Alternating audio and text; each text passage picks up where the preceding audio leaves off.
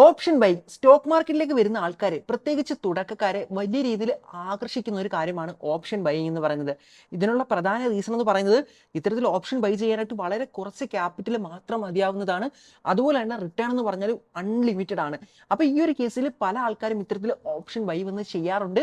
എന്നാൽ നമ്മൾ നോക്കുകയാണെങ്കിൽ മാർക്കറ്റിലേക്ക് വന്ന കൂടുതൽ ആൾക്കാരെയും പൈസ നഷ്ടപ്പെട്ടിട്ടുള്ളത് ഇത്തരം ഓപ്ഷൻ ബൈയിങ്ങിലൂടെ ആയിരിക്കും. അപ്പോൾ കാണാൻ കളറാണെങ്കിലും സ്റ്റോക്ക് മാർക്കറ്റിലൂടെ പൈസ നഷ്ടപ്പെടാൻ സാധ്യതയുള്ള പ്രോബിലിറ്റി കൂടിയ ഒരു ട്രേഡിംഗ് മെത്തേഡ് ആണ് ഓപ്ഷൻ ബൈയിങ് എന്ന് പറയുന്നത്. അപ്പോൾ ഇത്ര റിസ്കി ആയിട്ടുള്ള ഓപ്ഷൻ ബൈയിങ്ങിന്റെ ഒരു കിടിലൻ സ്ട്രാറ്റജി നിങ്ങൾക്ക് പറഞ്ഞ് മനസ്സിലാക്കി തരാനാണ് ഞാൻ പോകുന്നത്. അപ്പോൾ ഈ ഒരു സ്ട്രാറ്റജി എന്ന് പറയുന്നത് ഇന്ത്യയിലെ തന്നെ വലിയ ഇൻഫ്ലുവൻസറും ട്രേഡറുമായിട്ടുള്ള സുഭാഷ് ഇസ്പാനി അദ്ദേഹത്തിന്റെ യൂട്യൂബ് ചാനലിലൂടെ പബ്ലിഷ് ചെയ്തിട്ടുള്ളതാണ്. അപ്പോൾ ഈ ഒരു സ്ട്രാറ്റജിയുടെ പ്രത്യേകത എന്താണെന്ന് ചോദിച്ചു കഴിഞ്ഞാൽ ഇത് ഉപയോഗിച്ചുകൊണ്ട് അദ്ദേഹം വെറും 30,000 രൂപയെ 15 കോടി രൂപയാണ് ആക്കി മാറ്റിയിട്ടുള്ളത്. അപ്പോൾ നിങ്ങൾക്ക് ഹിന്ദി അറിയാമെങ്കിൽ നേരെ അദ്ദേഹത്തിന്റെ ചാനലിലോട്ട് പോയി കഴിഞ്ഞാൽ നിങ്ങൾക്ക് ഈ ഒരു സ്ട്രാറ്റജി വിശദമായിട്ട് തന്നെ അവിടെ കാണാൻ പറ്റുന്നതാണ്.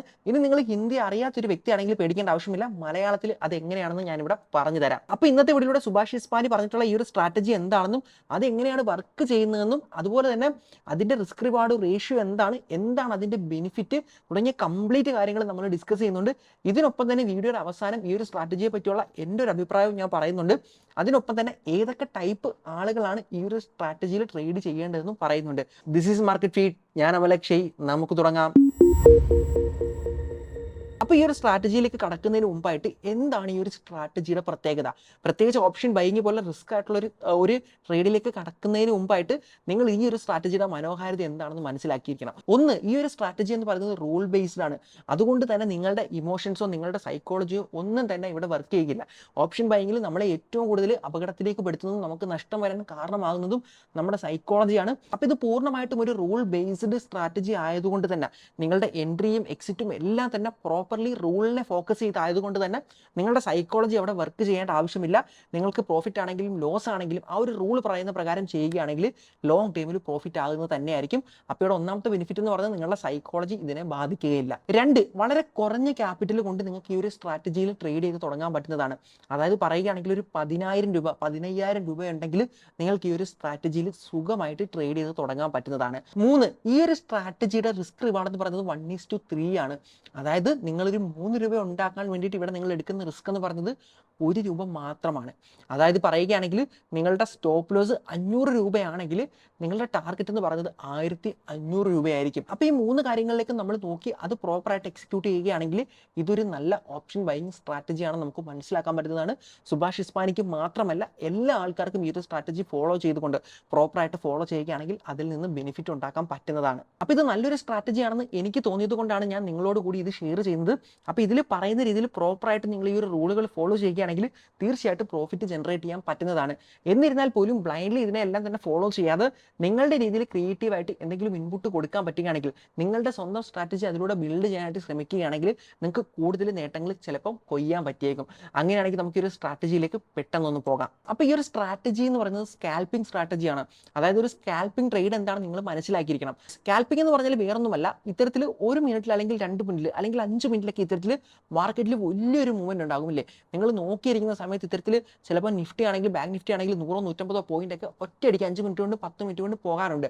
അപ്പോൾ അത്തരം ആ ഒരു ഷോർട്ട് ടൈമിലേക്ക് നോക്കിയിരുന്നു കൊണ്ട് ആ ഒരു ഷോർട്ട് ടൈമിലെ മൂവ്മെന്റ് ക്യാച്ച് ചെയ്ത് ട്രേഡ് ചെയ്യുന്നതിനാണ് നമ്മൾ ഇത്തരത്തിൽ സ്കാൽപ്പിംഗ് എന്ന് പറയുന്നത്. അപ്പോൾ ഇനി നമ്മൾ ക്യാപിറ്റൽ റിക്വയർമെന്റിലേക്ക് നോക്കുകയാണെങ്കിൽ നിങ്ങളുടെ കയ്യിൽ ഒരു 10,000 തൊട്ട് 15,000 രൂപ വരെ ഉണ്ടെങ്കിൽ നിങ്ങൾക്ക് ഈ ഒരു സ്ട്രാറ്റജി ഉപയോഗിച്ച് ട്രേഡ് ചെയ്യാവുന്നതാണ്.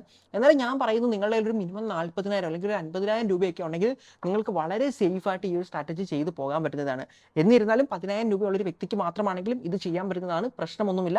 എന്നാൽ കുറച്ചുകൂടെ സേഫ് ആയിട്ട് ചെയ്യണമെങ്കിൽ 50,000 ഉണ്ടെങ്കിൽ അത്രയും നല്ലതാണ്. അതുപോലെ തന്നെ ഓപ്ഷൻ ബൈ ചെയ്യാനായിട്ട് ഏത് സ്ട്രൈക്ക് ഉപയോഗിക്കണമെന്ന് ചോദിക്കുകയാണെങ്കിൽ നിങ്ങൾക്ക് അറ്റ് ദ മണി ഉപയോഗിക്കാവുന്നതാണ്, അല്ലെങ്കിൽ on strike in the money ഉപയോഗിക്കാവുന്നതാണ്. അപ്പോൾ ഈ ഒരു സ്ട്രാറ്റജിയായിട്ട് ബന്ധപ്പെട്ട് നിങ്ങളുടെ മനസ്സിലുണ്ടാകാൻ സാധ്യതയുള്ള ചില ചോദ്യങ്ങൾക്ക് നിങ്ങൾക്ക് മറുപടി കിട്ടിയെന്ന് വിശ്വസിക്കുന്നു. അങ്ങനെയാണെങ്കിൽ ഇനി നിങ്ങളുടെ മനസ്സിൽ അടുത്ത വരാൻ സാധ്യതയുള്ള ചോദ്യം പുട്ട് ഓപ്ഷൻ ബൈ ചെയ്യണോ കോൾ ഓപ്ഷൻ ബൈ ചെയ്യണോ എന്നായിരിക്കും. അപ്പോൾ ഈ ഒരു സ്ട്രാറ്റജിയിലേക്ക് നമ്മൾ നോക്കുകയാണെങ്കിൽ പുട്ട് ഓപ്ഷൻ ബൈ ചെയ്യുന്നതിനും കോൾ ഓപ്ഷൻ ബൈ ചെയ്യുന്നതിനും 2 ഡിഫറൻറ്റ് രീതിയാണുള്ളത്.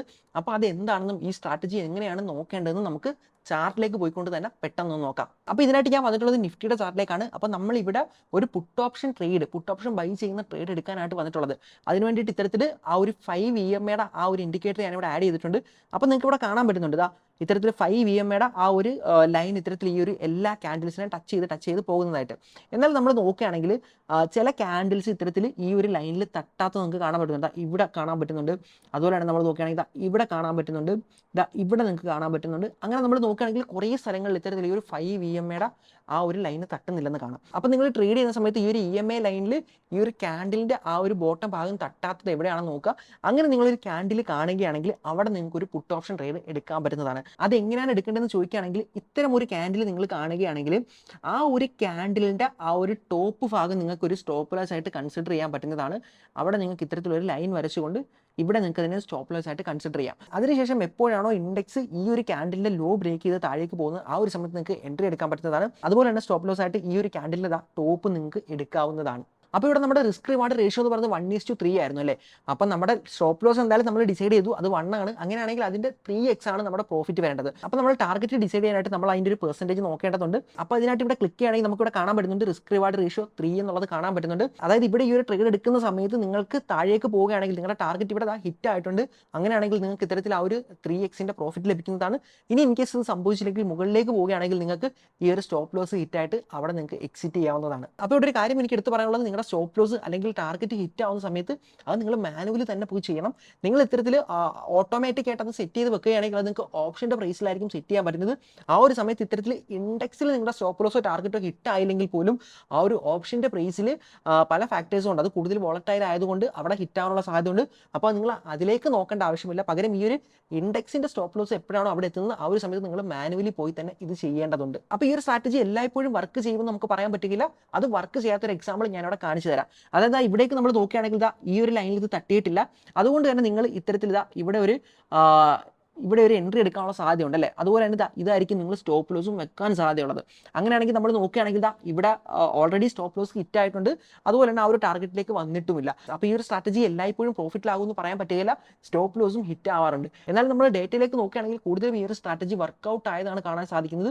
അപ്പോൾ നിങ്ങൾ പ്രോപ്പറായിട്ട് ആ ഒരു റൂൾ ബേസ്ഡ് ആയിട്ടുള്ള എക്സിറ്റ് നിങ്ങൾ ചെയ്യുകയാണെങ്കിൽ നിങ്ങൾക്ക് ലോങ് ടൈമിൽ പ്രോഫിറ്റ് കിട്ടുമെന്നുള്ള കാര്യം ഉറപ്പാണ്. ഇപ്പം നിങ്ങൾ കണ്ടത് പുട്ട് ഓപ്ഷൻ ബൈ ചെയ്യുന്ന കേസാണ്. എന്നാൽ നിങ്ങൾക്ക് കോൾ ഓപ്ഷൻ ആണ് ബൈ ചെയ്യേണ്ടതെങ്കിൽ ഇവിടേക്ക് വരിക. എന്നിട്ട് ഇത്തരത്തിൽ ഈ ഒരു 5 മിനിറ്റ് ക്യാൻഡിൽ എന്നുള്ളതിനെ നിങ്ങൾ ഇത്തരത്തിൽ 15 മിനിറ്റ് ക്യാൻഡിലേക്ക് മാറ്റുക. ഇനി നിങ്ങൾ ഈ ഒരു ചാനലിലേക്ക് നോക്കുകയാണെങ്കിൽ ഇവിടെ ഇത്തരത്തിൽ ഈ ഒരു EMA ലൈനിൽ തട്ടാതെ പലപ്പോഴും ക്യാൻഡിലുകൾ താഴോട്ട് പോയിട്ടുള്ളതായിട്ട് നിങ്ങൾക്ക് കാണാൻ പറ്റുന്നുണ്ട്. അപ്പോൾ നമ്മൾ ഇവിടേക്ക് നോക്കുകയാണെങ്കിൽ ഇവിടെ അത് സംഭവിച്ചതായിട്ട് കാണാൻ പറ്റുന്നുണ്ട്.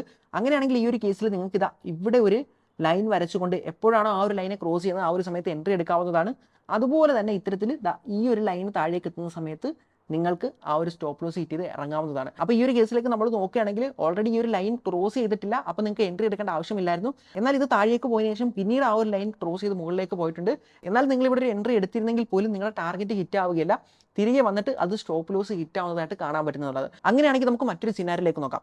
ഇവിടേക്ക് വരുന്ന സമയത്ത് ഈ ഒരു ക്യാൻഡിലും ഇത്തരത്തിൽ ഈ ഒരു ലൈനിൽ ടച്ച് ചെയ്തിട്ടില്ലെന്ന് നമുക്ക് കാണാൻ പറ്റുന്നുണ്ട്. അങ്ങനെയാണെങ്കിൽ നിങ്ങൾക്ക് ഇവിടെയും ഇത്തരത്തിൽ ഒരു ലൈൻ വരച്ചുകൊണ്ട് അത് എപ്പോഴാണോ ക്രോസ് ചെയ്യുന്നത് ആ ഒരു സമയത്ത് എൻട്രി എടുക്കാൻ പറ്റുന്നതായിരുന്നു. അതുപോലെയാണ് നിങ്ങൾക്ക് ഈ ഒരു ലൈനിൽ സ്റ്റോപ്പ് ലോസും വെക്കാവുന്നതാണ്. അപ്പോൾ ഇവിടെ നമ്മൾ ഇത്തരത്തിൽ 1:3 റിസ്ക് റിവാർഡ് റേഷ്യോ വെച്ച സമയത്ത് നമ്മുടെ സ്റ്റോപ്പ് ലോസ് ഇവിടെയായിരുന്നു, ടാർഗറ്റ് ഇവിടെയായിരുന്നു, അത് ഹിറ്റ് ആയിട്ടുണ്ട്. അപ്പോൾ പുട്ട് ഓപ്ഷൻ ബൈ ചെയ്യേണ്ട കേസിലും കോൾ ഓപ്ഷൻ ബൈ ചെയ്യേണ്ട കേസിലും ഇത് എങ്ങനെയാണ് ചെയ്യേണ്ടത് നിങ്ങൾക്ക് മനസ്സിലായെന്ന് വിശ്വസിക്കുന്നു.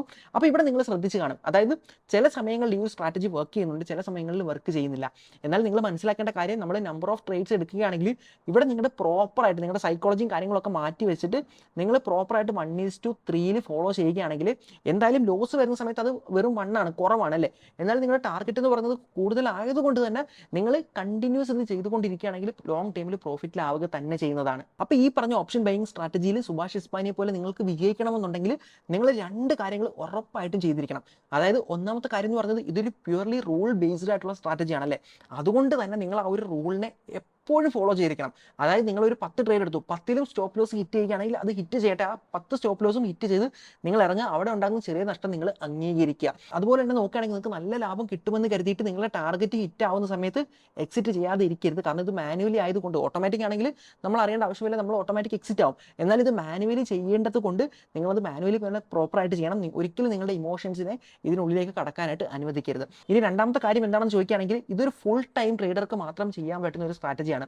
അതായത് പറയുകയാണെങ്കിൽ ഓരോ നിമിഷവും മാർക്കറ്റിലേക്ക് നോക്കിയിരുന്നു കൊണ്ട്, ഓരോ 5 മിനിറ്റ് ക്യാൻഡിൽ നോക്കിയിരുന്നു കൊണ്ട് എപ്പോഴാണ് ഈ ഒരു ഓപ്പർച്യൂണിറ്റി വരുന്നത് നോക്കിയിട്ട് ആ ഒരു സമയത്ത് ട്രേഡ് എടുക്കേണ്ട ഒരു സ്ട്രാറ്റജിയാണ്. അതുപോലെ തന്നെ ട്രേഡ് എടുത്തതിന് ശേഷം നിങ്ങൾക്ക് എവിടെയെങ്കിലും ഓടിപ്പോകാനോ അല്ലെങ്കിൽ അപ്പുറത്ത് പോയി ചായ കുടിക്കാനോ ഒന്നും പറ്റുകയില്ല.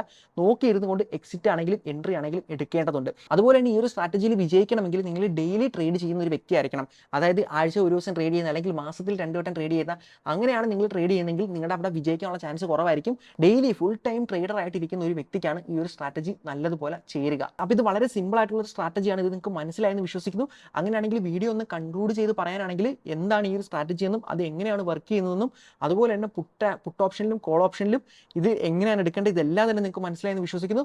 അപ്പോൾ ഈ ഒരു സ്ട്രാറ്റജിയെ കുറിച്ചുള്ള എൻ്റെ അഭിപ്രായം പറയുകയാണെങ്കിൽ ഈ ഒരു സ്ട്രാറ്റജി വർക്ക് ചെയ്യുന്ന നല്ലൊരു ഓപ്ഷൻ ബൈയിങ് സ്ട്രാറ്റജി ഇത്തരത്തിൽ സുഭാഷ് ഇസ്പാനി അദ്ദേഹത്തിൻ്റെ വ്യൂവേഴ്സിന് വേണ്ടിയിട്ട് പബ്ലിഷ് ചെയ്ത സ്ട്രാറ്റജിയാണ്. അപ്പോൾ ഒരുപാട് ആൾക്കാർക്ക് ഇതിനോടകം തന്നെ ഈ ഒരു സ്ട്രാറ്റജി ഉപയോഗിക്കാൻ അറിയാം, അവരത് ചെയ്യുന്നുണ്ട്. കുറേ ആളുകളൊക്കെ തന്നെ പ്രോഫിറ്റ് ജനറേറ്റ് ചെയ്യുന്നുണ്ടായിരിക്കും. എന്നാൽ ഇപ്പം ഒരുപാട് ആൾക്കാർക്ക് മാർക്കറ്റിൽ ഒരു കാര്യം അറിയാമെങ്കിൽ അത് വർക്ക് ചെയ്യാതിരിക്കാനുള്ള സാധ്യത കൂടുതലാണ്. അപ്പോൾ ഇനി മുന്നിലേക്ക് കൂടുതൽ ആൾക്കാർ ഇത് ചെയ്യുന്നതിനനുസരിച്ച് ഈ ഒരു സ്ട്രാറ്റജി ചിലപ്പം വർക്ക് ചെയ്യാതിരിക്കാനുള്ള സാധ്യതയുണ്ട്. അപ്പോൾ ഇത് നല്ലൊരു സ്ട്രാറ്റജിയാണ്, നിങ്ങൾക്ക് ഇത് ഫോളോ ചെയ്ത് നോക്കാവുന്നതാണ്. എന്നാൽ ലോങ് ടൈമിലേക്ക് ഈ ഒരു സ്ട്രാറ്റജി വർക്ക് ചെയ്യാതെ വരികയാണെങ്കിൽ, കാരണം എല്ലാവരും ഉപയോഗിച്ചുകൊണ്ട് വർക്ക് ചെയ്യാതെ വരികയാണെങ്കിൽ ആ ഒരു സമയത്ത് നിങ്ങൾ നിങ്ങളുടേതായ ഒരു സ്ട്രാറ്റജി അവിടെ ബിൽഡ് ചെയ്ത് എടുക്കാനായിട്ട് ശ്രമിക്കേണ്ടതുണ്ട്. ഈ കാര്യങ്ങളൊക്കെ തന്നെ ഒരു സ്റ്റഡി പർപ്പസിന് യൂസ് ചെയ്തുകൊണ്ട്, അതായത് ബ്ലൈൻഡ്ലി ഒരു സ്ട്രാറ്റജി കിട്ടിക്കഴിഞ്ഞാൽ അത് മാത്രം ചെയ്ത് ലോങ് ടൈമിലേക്ക് പോകാമെന്ന് വിചാരിക്കരുത്. കുറേ നാളുകൾക്ക് ശേഷം ഈ ഒരു സ്ട്രാറ്റജിയും വർക്ക് ചെയ്യാതെ വരും. അതായത് മാർക്കറ്റിലുള്ള എല്ലാ സ്ട്രാറ്റജികളും ആളുകൾ അറിയും തോറും വർക്ക് ആവാതെ വരുന്നതാണ്. അപ്പോൾ ഓരോ സ്ട്രാറ്റജികളും നിങ്ങൾ സ്വയം കണ്ടെത്താനായിട്ട് ശ്രമിക്കുക. അപ്പോൾ വീഡിയോ എല്ലാവർക്കും ഉപകാരപ്പെട്ടു എന്ന് വിശ്വസിക്കുന്നു. മറ്റൊരു വീഡിയോയിൽ കാണുമ്പോഴേക്കും